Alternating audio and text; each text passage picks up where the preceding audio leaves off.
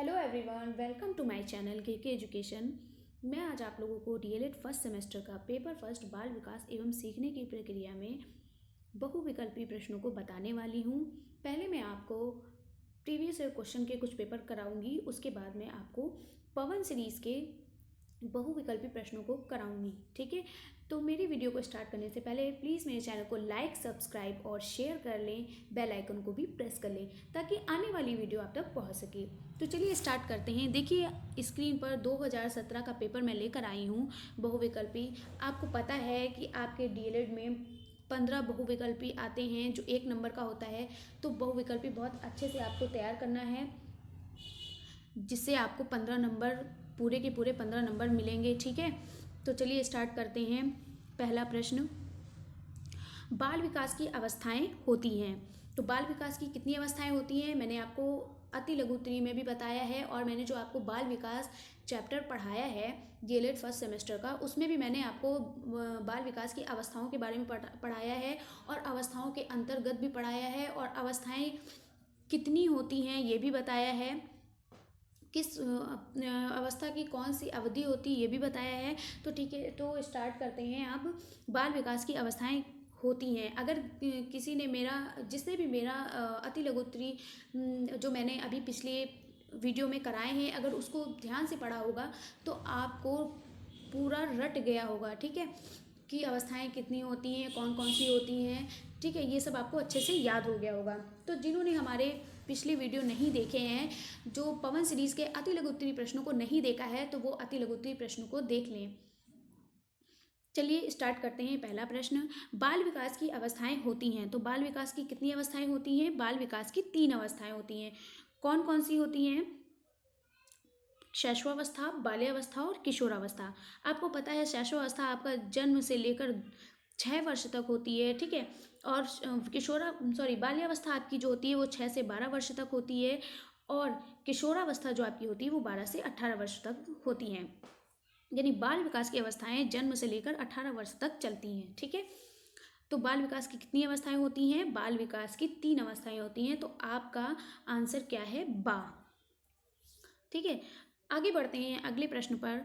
बाल मनोविज्ञान का सर्वाधिक महत्व क्या है? तो बाल मनोविज्ञान का सर्वाधिक महत्व क्या है? बाल मनोविज्ञान का सर्वाधिक महत्व क्या है? बाल मनोविज्ञान का सर्वाधिक महत्व है, नंबर 1, बाल विकास की दृष्टि से, बाल शिक्षा की दृष्टि से, बाल विकास एवं बाल शिक्षा की दृष्टि से, बाल समायोजन की दृष्टि से। तो बाल मनोविज्ञान का सर्वाधिक महत्व किससे है? बाल मनोविज्ञान का सर्वाधिक महत्व बाल विकास एवं बाल शिक्षा की दृष्टि से है। आगे बढ़ते हैं अगले प्रश्न पर। अगला प्रश्न है आपका, किशोरावस्था बड़े बल, तनाव, तूफान तथा विरोध की अवस्था है। यह कथन किसका है? ये आपका डीएलएड का मोस्ट इंपॉर्टेंट क्वेश्चन है। ठीक है, इसको ध्यान दीजिएगा। क्या है? किशोरावस्था बड़े बल, तनाव, तूफान तथा विरोध की अवस्था है। ये किसने कहा है?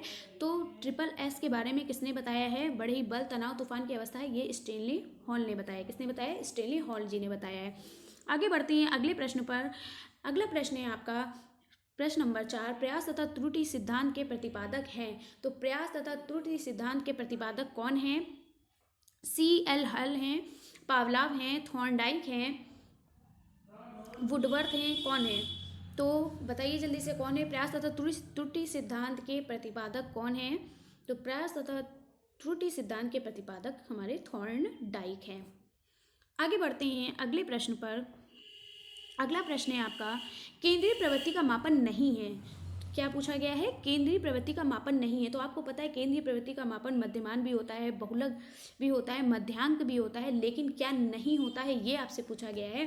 तो केंद्रीय प्रवृत्ति का मापक नहीं है। क्या नहीं है? प्रसार नहीं है। ठीक है, ये तीनों है, मध्यमान, मध्यांक, बहुलक तीनों है, लेकिन प्रसार नहीं है। ठीक है, बढ़ते हैं अगले प्रश्न पर।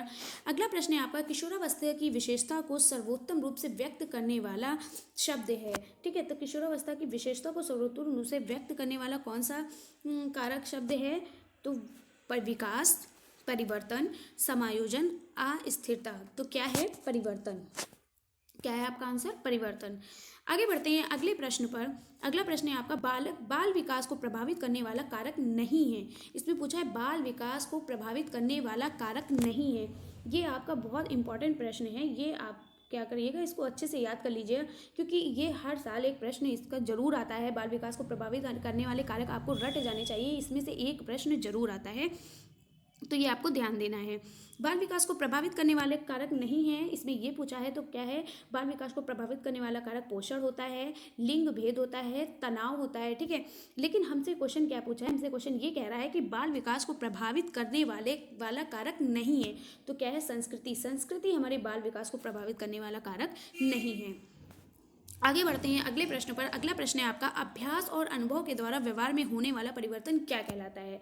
मैंने आपको कई बार बताया है कि अभ्यास और अनुभव के द्वारा व्यवहार में होने वाले परिवर्तन को हम क्या कहते हैं, अधिगम कहते हैं, ठीक है। क्या कहते हैं, अधिगम कहते हैं, तो द आपका आंसर सही है। अगला प्रश्न है आपका, पदों के योग में पदों की संख्या से भाग देने पर जो प्राप्त होता है उसे हम क्या कहते हैं। तो आपको पता है कि माध्य बराबर होता है पदों का योग बटे पदों की संख्या, ठीक है। तो आपका आंसर क्या है, माध्य, यानी द आंसर सही है। अगला प्रश्न है आपका, बालकों में स्वतंत्रता की आकांक्षा किस अवस्था में प्रबल होती है। तो बालकों में स्वतंत्रता की आकांक्षा किस अवस्था में प्रबल होती है, जल्दी से बताइए। स्वतंत्रता की आकांक्षा जो होती है वो बालकों में किशोरावस्था में प्रबल होती है। अगला प्रश्न है आपका प्रश्न नंबर 11, जिन तत्वों को भूतकाल में सीखा जा चुका है, यानी जिन तत्वों को पहले सीखा जा चुका है उन्हें स्मरण करना ही स्मृति है या कथन किसने कहा है। क्या है, जिन तत्वों को आप पहले से सीख चुके हैं उन्हें फिर से स्मरण करना ही स्मृति है, या कथन किसका है। तो यह कथन रॉस का है, वुडवर्थ का है, रायबर्न का है, स्किनर का है। तो यह कथन किसका है, यह कथन वुडवर्थ का है। किसका है, वुडवर्थ का। आगे बढ़ते हैं अगले प्रश्न पर। अगला प्रश्न है आपका CAT परीक्षण जो है आपका क्या है, CAT, ठीक है। CAT परीक्षण किस आयु के बच्चों के व्यक्तित्व का मूल्यांकन करने हेतु प्रयुक्त होता है। तो आपको पता है जो CAT परीक्षण होता है वो क्या होता है, वो 3 से 11 वर्ष के बच्चों के लिए उनके व्यक्तित्व का मूल्यांकन करने के लिए प्रयुक्त होता है। तो आपका बा आंसर सही है। आगे बढ़ते हैं, संवेग का प्रकार नहीं है। तो संवेग का कौन सा प्रकार नहीं है, क्रोध, भय, ध्यान, प्रेम। आपको पता है क्रोध संवेग है, भय प्रेम है, भय है, ध्यान है, लेकिन प्रेम क्या है, संवेग का प्रकार नहीं है। आगे बढ़ते हैं अगले प्रश्न पर। प्रतिभाशाली बालक की बुद्धि लब्धि होती है।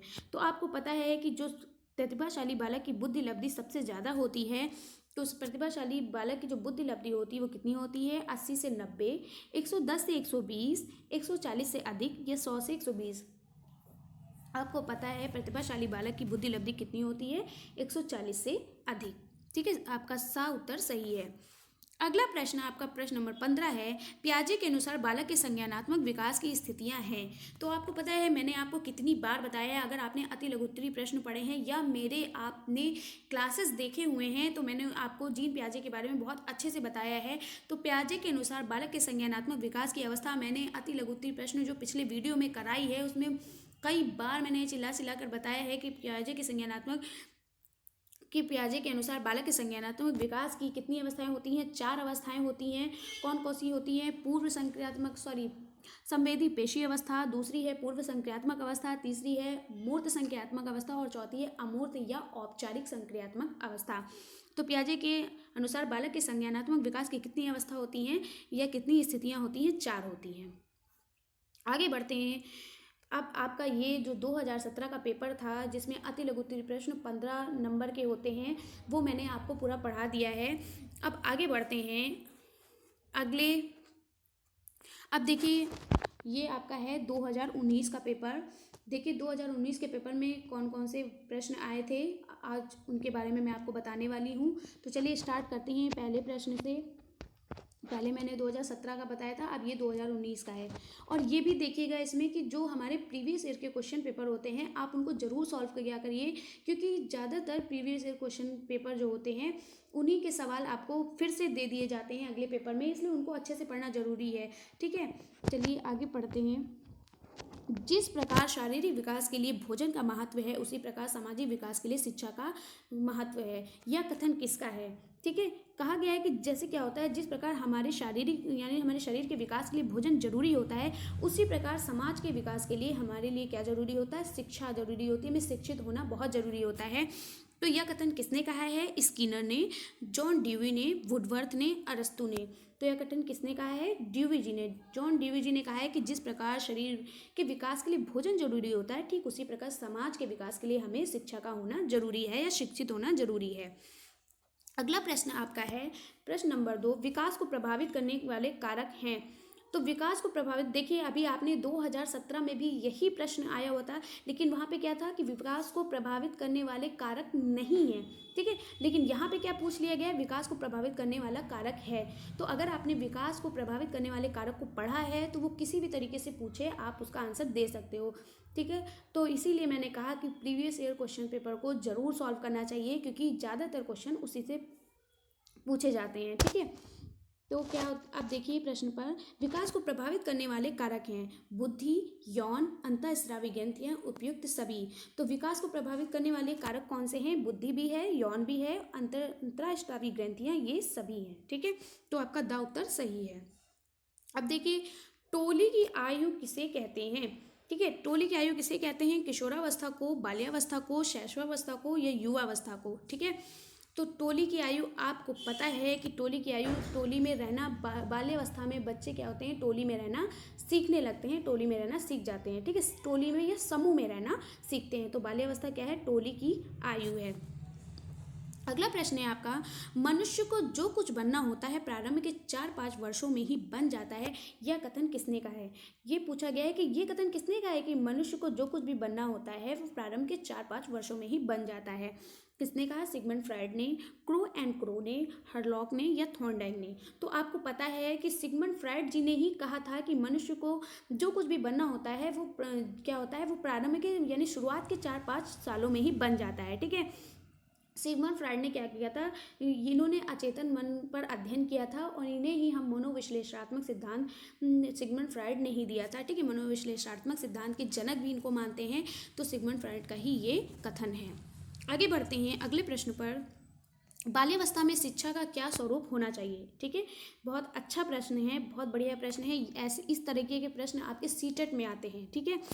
देखिए ये पेडागोजी का प्रश्न है, बाल्यावस्था में शिक्षा का क्या स्वरूप होना चाहिए? नंबर 1, खेल कूद की छूट बिल्कुल बिल्कुल नहीं दी जानी चाहिए। नंबर 2 है, खेलों एवं रचनात्मक कार्यों के माध्यम से शिक्षा दी जानी चाहिए।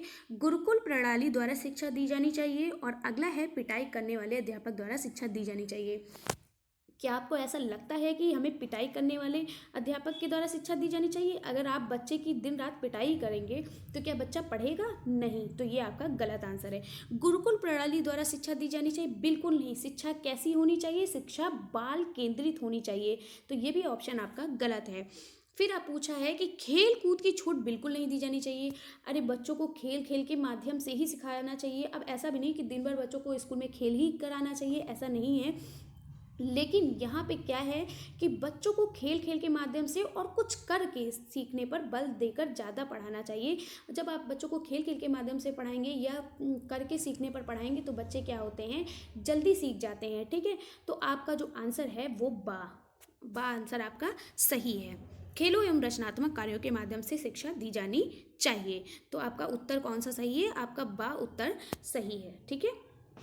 अगला प्रश्न है आपका, बालक के मानसिक विकास के लिए शिक्षक को क्या करना चाहिए, ठीक है। ये भी देखिए सीटेट में इस तरीके के प्रश्न आते हैं जैसे ये आपका दिया हुआ है, और ये बहुत ही अच्छा प्रश्न है। देखिए, तो बालक के मानसिक विकास के लिए शिक्षक को क्या करना चाहिए? बालक के मानसिक विकास के लिए शिक्षक को स्नेह और सहानुभूतिपूर्ण व्यवहार करना चाहिए, बिल्कुल सही है। सद आचरण प्रस्तुत करना, बिल्कुल सही है।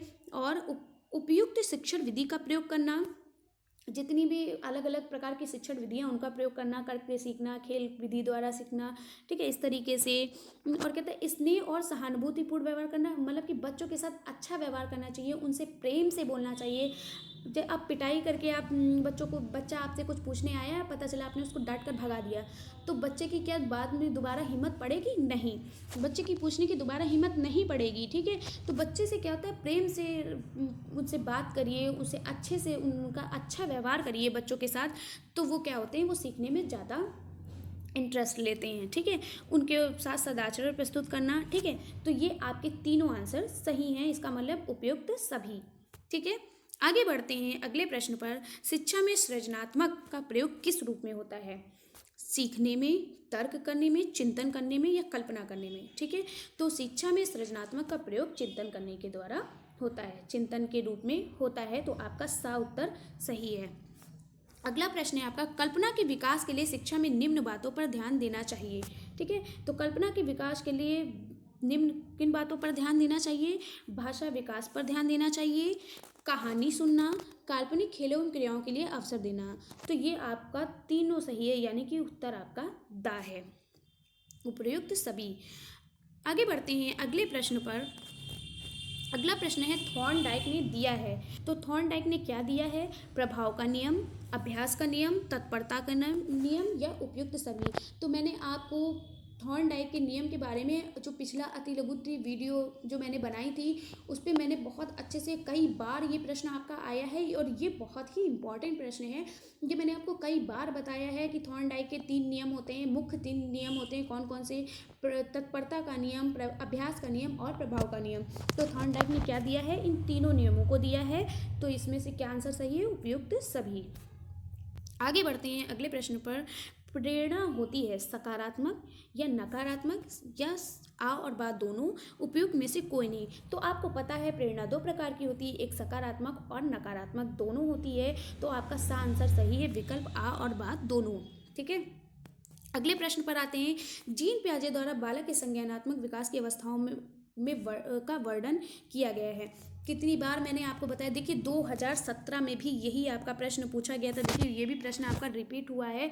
2017 में आपका पूछा गया था कि जीन पियाजे द्वारा बालक के संज्ञानात्मक विकास की अवस्था कितनी होती हैं। वही प्रश्न सेम वही प्रश्न लिखकर आया है।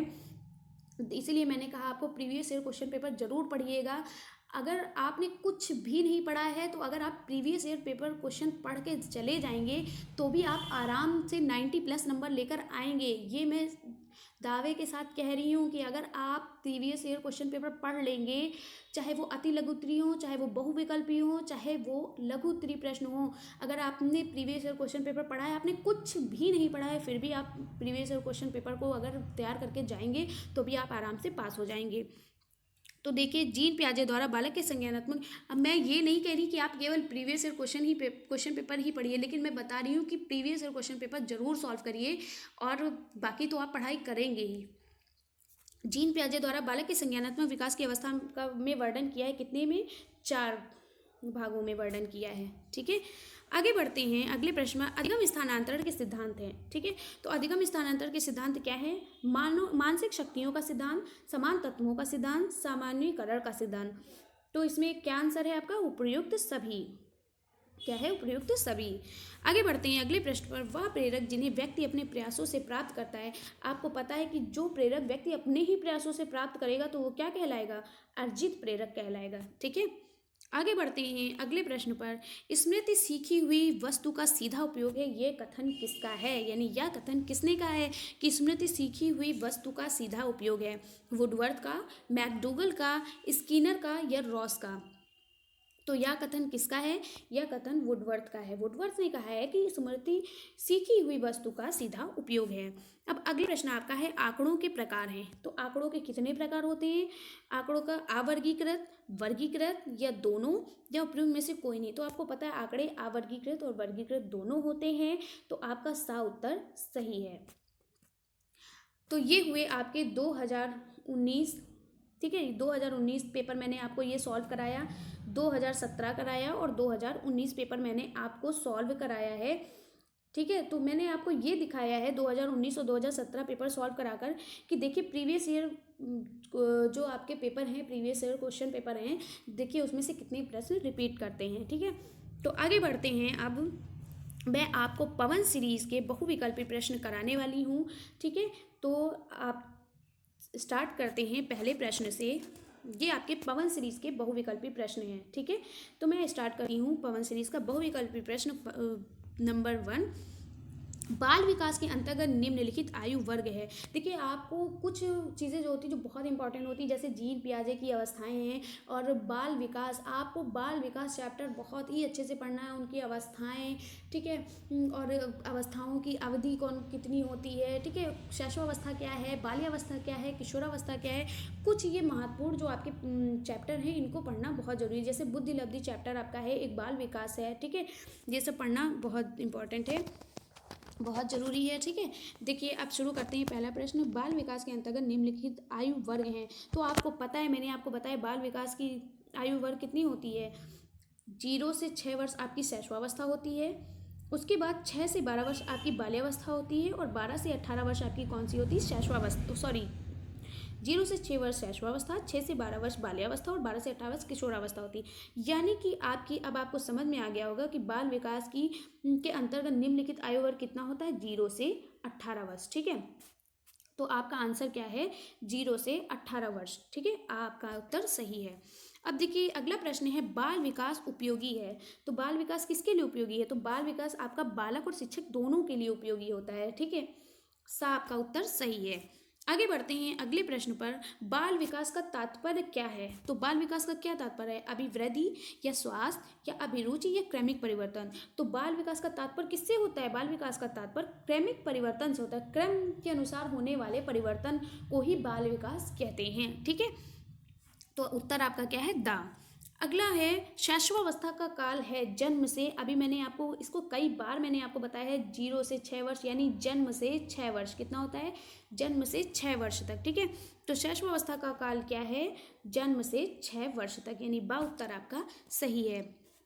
अगला प्रश्न है आपका, मनुष्य को जो कुछ भी बनना होता है प्रारंभ के 4-5 वर्षों में बन जाता है। ये क्वेश्चन फिर से रिपीट हुआ है, मैंने आपको अभी बताया था, ये किसका है, सिगमंड फ्राइड जी का है।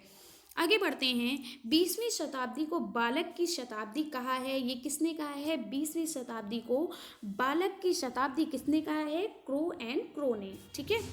आगे बढ़ते हैं, शैशवावस्था में काम प्रवृत्ति कैसी होती है। तो शैशवावस्था में काम प्रवृत्ति बहुत ही ज़्यादा प्रबल होती है, क्योंकि आपने देखा होगा एक छोटे बच्चे क्या होते हैं, दौड़ दौड़ कर खूब काम करते हैं, ठीक है। दौड़ दौड़ कर आपका सामान ले आएंगे, और आप उनसे कोई भी काम करेंगे कहेंगे, वो दौड़ दौड़ कर करते हैं, ठीक है। तो उनके अंदर जो काम करने की जो प्रवृत्ति होती है बहुत ज़्यादा प्रबल होती है, ठीक है। आगे बढ़ते हैं अगले प्रश्न पर। 8वां प्रश्न है आपका, बालक प्रथम 6 वर्षों में बाद के 12 वर्षों का दोगुना सीख लेता है। यानी जो बालक 6 वर्ष का जो बालक होता है वो अपने 12 वर्ष का 2 गुना सीख लेता है, ठीक है, 6 वर्षों में, ठीक है। बालक जो 12 वर्ष का 2 गुना 6 वर्षों में ही सीख लेता है। तो यह कथन किसका है, स्किनर का है, गुड एनफ का है, और सिगमंड फ्राइड जी का है, या गैसेल का है, ठीक है। तो ये कथन किसका है कि बालक प्रायः 6 वर्षों में क्या होता है, बाद के 12 वर्षों का 2 गुना सीख लेते हैं। तो ये किसका है, गैसेल साहब का, ठीक है। आगे बढ़ते हैं अगले प्रश्न पर। अगला प्रश्न है, शैशवावस्था सीखने का आदर्श काल है। तो शैशवावस्था सीखने का आदर्श काल है, किसने कहा है, वैलेंटाइन ने, क्रो एंड क्रो ने, वॉटसन ने और स्किनर ने। तो शैशवावस्था सीखने का आदर्श काल है, ये हमारे वैलेंटाइन जी ने कहा है। आगे बढ़ते हैं अगले प्रश्न पर, किशोरावस्था का काल क्या है। तो आपने कई बार पढ़ा है कि किशोरावस्था का काल क्या है, 12 से 18 वर्ष। आगे बढ़ते हैं अगले प्रश्न पर। 11वां, किशोरावस्था प्रबल दबाव, तनाव और तूफान संघर्ष का काल है। ये किसने कहा था, ये अभी 2017 में भी पढ़ चुके हैं, 2019 में भी पढ़ चुके हैं। ये किसने कहा था, स्टेनली हॉल ने कहा था। आगे बढ़ते हैं अगले प्रश्न पर। अगला प्रश्न है, बुद्धि का विकास लगभग पूर्ण हो जाता है। तो बुद्धि का विकास लगभग किस अवस्था में पूरा हो जाता है, ये पूछा है इन्होंने। शैशवावस्था में, बाल्यावस्था में, किशोरावस्था में, ये सभी अवस्थाओं में। तो आपको पता है बुद्धि का जो विकास होता है शैशवावस्था में तेजी से होता है, बाल्यावस्था में धीरे धीरे, शैशवावस्था में होता है, बाल्यावस्था में भी होता है, लेकिन क्या होता है, किशोरावस्था में ये पूरी तरीके से हो जाता है, ठीक है। आगे बढ़ते हैं, किशोरावस्था शैशवावस्था की पुनरावृत्ति है। यानी जो किशोरावस्था है शैशवावस्था की पुनरावृत्ति, यानी शैशवावस्था में आपको पता है शारीरिक विकास बहुत तेज होता है, फिर बाल्यावस्था में धीरे धीरे होता है, फिर किशोरावस्था में भी तेज हो जाता है, ठीक है। इसी तरीके से मानसिक विकास होता है, इसी तरीके से संवेगात्मक विकास होता है। इसीलिए कहा गया है कि शैशवावस्था जो है वो किशोरावस्था की क्या है, पुनरावृत्ति है। किशोरावस्था शैशवावस्था की पुनरावृत्ति है। यह कथन किसका है? स्किनर का, रॉस का, वैलेंटाइन का। तो यह कथन किसका है? रॉस का। रॉस ने कहा है कि किशोरावस्था शैशवावस्था की पुनरावृत्ति है। आगे बढ़ते हैं प्रश्न नंबर 14। प्रश्न नंबर 14 है, किशोरावस्था जीवन का सबसे कठिन काल है। अभी मैंने आपको बताया किशोरावस्था जीवन का सबसे कठिन काल है, ये किसने कहा है? लेकिन यहाँ पे किशोरावस्था पूछा है। किशोरावस्था जीवन का सबसे कठिन काल है, ये किसने कहा है? ये कहा है किर्कपैट्रिक का। किर्कपैट्रिक ने कहा है। आगे बढ़ते हैं प्रश्न नंबर 15 पे। मानसिक स्वतंत्रता का विद्रोह की भावना प्रबल होती है, यानी मानसिक स्वतंत्रता एवं विद्रोह की भावना प्रबल होती है। तो मानसिक स्वतंत्रता, ये अभी 2017 में आपने पढ़ा था, ये आया था कि मानसिक स्वतंत्रता एवं विद्रोह की भावना किसमें प्रबल होती है? शैशवावस्था में, बाल्यावस्था में, किशोरावस्था में, या उपयुक्त में से सभी। तो आपको पता है, आप सही और गलत को समझ जाते हैं, ठीक है। आप आत्मनिर्भर हो जाते हैं किस अवस्था में? किशोरावस्था में, ठीक है। आगे बढ़ते हैं अगले प्रश्न पर। प्रश्न नंबर 16 है, काम समस्त जीवन का नहीं तो किशोरावस्था का अवश्य ही मूल तथ्य है, ठीक है। यह कथन किसका है? किर्कपैट्रिक का, रॉस का, फ्रॉयड का, या हॉल का, ठीक है। तो यह कथन किसका है? रॉस का। बढ़ते हैं अगले प्रश्न पर। अगला प्रश्न है आपका, आपराधिक प्रवृत्ति का सर्वाधिक विकास होता है, यानी आपराधिक प्रवृत्ति जो होती है वो उसका सर्वाधिक विकास किसमें होता है? शैशवावस्था में, बाल्यावस्था में, किशोरावस्था में, या प्रौढ़ावस्था में। तो किसमें होता है? जल्दी से बताइए। किशोरावस्था में। किसमें होता है? किशोरावस्था में। आगे बढ़ते हैं अगले प्रश्न पर। बाल्यावस्था का काल है, आपको पता है बाल्यावस्था की जो अवधि है वो कितनी होती है? 6 से 12 वर्ष होती है, ठीक है। कितनी होती है? 6 से 12 वर्ष। आगे बढ़ते हैं अगले प्रश्न पर। अगला प्रश्न है आपका, एक मिनट, ये जो आपने अभी पढ़ा था, हाँ, आपराधिक प्रवृत्ति का सर्वाधिक विकास होता है, ये किशोरावस्था में ही होता है, ठीक है। ये किसमें होता है? किशोरावस्था में होता है। आपराधिक प्रवृत्ति का जो सर्वाधिक, यानी अपराध क्या होता है? जो सर्वाधिक विकास जो होता है कि आप गलत रास्ते पर जा रहे हैं या सही रास्ते पर, आप शराबी बन रहे हैं या या गुंडे बन रहे हैं, जो भी बन रहे हैं, वो उसमें किसमें होता है? किशोरावस्था में होता है। चोर बन रहे हैं। अब अगला प्रश्न है आपका, प्रश्न नंबर 19। रॉस के अनुसार बाल्यावस्था की सबसे प्रमुख विशेषता है। तो रॉस के अनुसार बाल्यावस्था की सबसे प्रमुख विशेषता क्या होती है? शारीरिक और मानसिक स्थिरता, जिज्ञासा की प्रबलता, सामूहिक प्रवृत्ति की प्रबलता, और संवेगों पर नियंत्रण। तो क्या होता है? रॉस के प्रति जो बाल्यावस्था की सबसे प्रमुख विशेषता है वो शारीरिक और मानसिक स्थिरता है, क्योंकि यहाँ पे शारीरिक और मानसिक जो विकास होता है वो क्या होता है? स्थिर हो जाता है, थोड़ा रुक जाता है, ठीक है। धीरे धीरे चलता है, ठीक है, रुक जाता है, एक तरीके से कहते हैं कि रुक जाता है। आगे बढ़ते हैं अगले प्रश्न पर। अगला प्रश्न है, बाल्यावस्था जीवन का अनोखा काल है, ठीक है। बाल्यावस्था जीवन का अनोखा काल है, ये किसने कहा है? हरलॉक ने, कॉल एंड ब्रूस ने, स्किनर ने, या वॉटसन ने। तो क्या है? बाल्यावस्था जीवन का अनोखा काल है, ये कॉल और ब्रूस ने कहा है। आगे बढ़ते हैं अगले प्रश्न पर। शैशवावस्था में बालक का भार बालिका से कैसा होता है? कम होता है, अधिक होता है, समान होता है, या उपयुक्त में से कोई नहीं। क्या पूछा है? शैशवावस्था में बालक का जो भार होता है वो क्या होता है? बालिका से अधिक होता है। शैशवावस्था और किशोरावस्था में जो बालक का जो भार होता है वो क्या होता है? बालिकाओं से, यानी लड़कों का जो भार होता है वो लड़कियों से अधिक होता है, ठीक है। लेकिन जो बाल्यावस्था में क्या होता है? लड़कियों का भार लड़कों से ज़्यादा होता है, ठीक है। ये मैंने आपको बहुत अच्छे से, जो आपका जो चैप्टर है बाल विकास, उसमें आपके जो शैशवावस्था, बाल्यावस्था, किशोरावस्था, उसके अंतर्गत मैंने बहुत अच्छे से पढ़ाया है। और ये जो आज प्रश्न आपका आया, शैशवावस्था में बालक का भार बालिका से कितना होता है? तो अधिक होता है। किस अवस्था में बालक और बालिकाओं का भार सब अधिक होता है या कम होता है, ये भी मैंने बहुत अच्छे से पढ़ाया है। तो अगर आपने मेरी वीडियो नहीं देखी है तो जाकर देख लें, आपको दोबारा याद करने की ज़रूरत नहीं पड़ेगी। आगे पढ़ते हैं अगले प्रश्न पर। नवजात शिशु में हड्डियों की संख्या होती है 100, 205, 270, 350। तो नवजात शिशु में हड्डियों की संख्या कितनी होती है? 270। आगे बढ़ते हैं अगले प्रश्न पर। अगला प्रश्न है आपका, बालक में के नैतिक विकास का तात्पर्य उसका सामाजिक विकास है, शारीरिक विकास है, धार्मिक विकास है, या चारित्रिक विकास है। तो कौन सा विकास है उसका? नैतिक विकास कैसा होता है? चारित्रिक विकास होता है, चरित्र का निर्माण करता है। ठीक है, आगे बढ़ते हैं। किशोरावस्था को किस विद्वान ने उथल पुथल की अवस्था कहा है? देखिए 2015 में पूछा गया है ये प्रश्न। तो किशोरावस्था को किस विद्वान ने उथल पुथल की अवस्था कहा है? स्टेनले हॉल ने, क्लॉक ने, वेबर ने या विलियम जेम्स ने? तो ये 2015 में पूछा गया है, इसको अच्छे से ध्यान से देखिएगा। किसने कहा है? स्टेनले हॉल ने। किसने कहा है? स्टेनले हॉल ने। अब प्रश्न नंबर आपका 25 है। एक ऐसी मानसिक प्रक्रिया जिसमें बालक व्यक्ति किसी नई परिस्थिति का सामना करके अथवा किसी समस्या का समाधान करने में अपने पूर्व अनुभव का प्रयोग करता है। यानी कि क्या होता है, कोई भी बालक या कोई भी व्यक्ति क्या करता है, अपनी ऐसी मानसिक प्रक्रिया में जब किसी नई परिस्थिति का सामना करता है या फिर किसी समस्या का समाधान करने में पुराने अनुभव को जोड़ता है या ऐड करता है, तो वो क्या कहलाता है? कल्पना, आत्मसातन, समंजन या चिंतन। क्या कहलाता है? चिंतन। क्या कहलाता है? चिंतन। आगे बढ़ते हैं अगले प्रश्न पर। अगला प्रश्न है आपका, वॉटसन ने प्राथमिक संवेगों के सिद्धांत के अंतर्गत शिशुओं के भीतर जन्म से ही विद्वान कितने संवेगों को बताया है? किसने? वॉटसन जी ने। तो वॉटसन जी ने कितने संवेगों को बताया है? 3 संवेग बताए हैं। कौन से संवेग बताए? 3 संवेग बताए हैं। ठीक है, तो बस आज यहीं तक। मेरी वीडियो को पूरा देखने के लिए बहुत बहुत धन्यवाद। और मेरी वीडियो कैसी लगी प्लीज़ कमेंट्स बॉक्स में ज़रूर बताइएगा। मेरे चैनल को लाइक, सब्सक्राइब और शेयर, जिन्होंने नहीं किया है वो मेरे चैनल को लाइक, सब्सक्राइब और शेयर कर लें। ज़्यादा से ज़्यादा शेयर करें। और वीडियो कैसी लगी, मैं कैसा पढ़ाती हूँ, कमेंट्स बॉक्स में ज़रूर बताया करिए।